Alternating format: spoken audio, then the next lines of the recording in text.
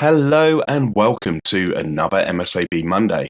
Today we are focusing on XAMN Pro, and we're going to be looking at a recently introduced feature that has been added, and that is adding onto the existing capability of our filters. Now, for those of you who already work with XAMN, you will know the true power of how powerful filters are within XAMN. Now, the filter that has recently been introduced is a camera filter. Now, this is going to assist you if you're working on a media case that involves images.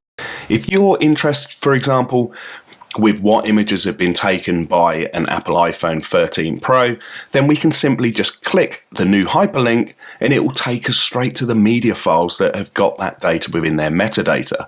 Or if you were interested in a Canon EOS RP, then we just click that hyperlink and we're taken straight to the data. Now, obviously, this is one way to access these.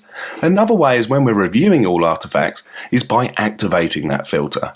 You can see down here on the left-hand side, I already have this filter activated. For those of you who are unaware or have forgotten how to add and remove these filters, we simply go to the plus. We add a new filter, we choose the one that we want presented here on our left menu, and we simply press OK. Now you can see here I have selected the Google Pixel 5a, and when we select any of the images, we can see that within the metadata we are shown that this has been taken by the Google Pixel 5a.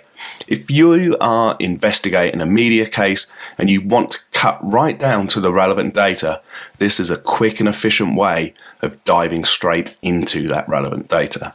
We hope that you've enjoyed today's MSAB Monday and will join us again soon for another Hints and Tips from MSAB.